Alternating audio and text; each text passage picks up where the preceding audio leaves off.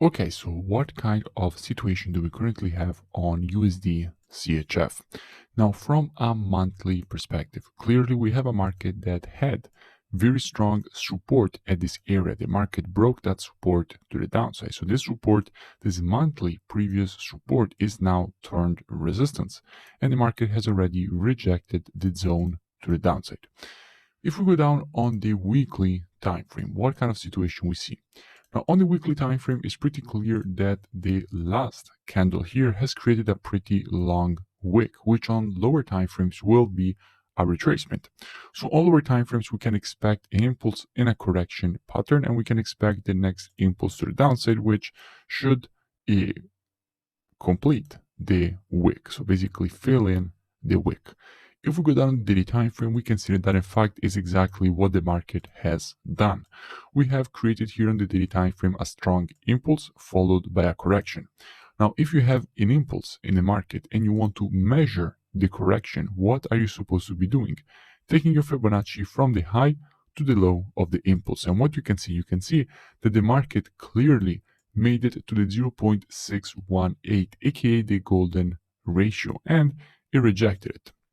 Now, that is exactly what you expect, considering that the 0.618 was and is the Fibonacci level that it aligns better with structure. So aligns the best with its previous support, now turned resistance, creating a confluence of a resistance. Now the market after that, after the rejection, has been consolidating inside of this zone, which usually is never something very nice that the market does if it really wants to continue lower. Okay, usually if you see a consolidation, then the market will make the move to the downside and then create kind of this information before the continuation higher. But at least we should see the market start another move to the downside. Now let's go and see what we have from a COT perspective. So commitment of traders, what hedge funds are currently doing on the USD and what they're currently doing on the CHF. So let's start by the CHF. Now on the CHF, there is nothing really interesting. The only thing that we can see is a slight decrease in the net positions lately, but already with the two reports, they're more or less exactly the same.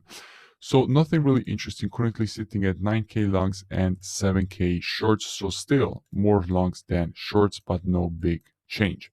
If we go and see what we have from a USD perspective, what we can see now on the USD, we can see that hedge funds with the last report have closed 10K long positions, bringing net positions for the first time to negative. So we have more shorts than longs, 16K shorts and 10K longs on the USD with an 81.2% short exposure and 54.3% long exposure. So overall, we can expect some USD weakness in the long term, but keep in mind that they haven't loaded up the shorts yet, so we still can easily see USD strength. That is why, as usual, we have to be reactive and not predictive.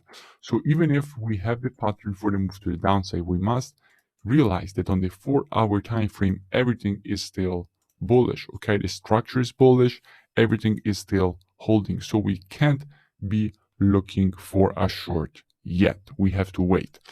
So how we will be approaching this market with students? We will be monitoring price action on the 4-hour time frame inside of this area, waiting for the market to shift from a bullish market as it is right now to a bearish market. And if the market will actually manage to shift from a bullish market to a bearish market from a 4-hour perspective, then we will add it on watch list, and as soon as the market will provide to us one of our valid entries, we will be taking a nice short for the completion of this impulse correction and impulse pattern on the daily, filling in the wick on the monthly and on the weekly time frame.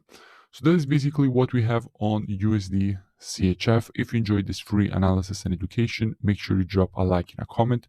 It really does support the creation of more free education and analysis for all of you, and I will see you in the next video. And keep in mind that if everything remains like this on the 4-hour, then the market should definitely continue higher. So it's very important to wait for the shift.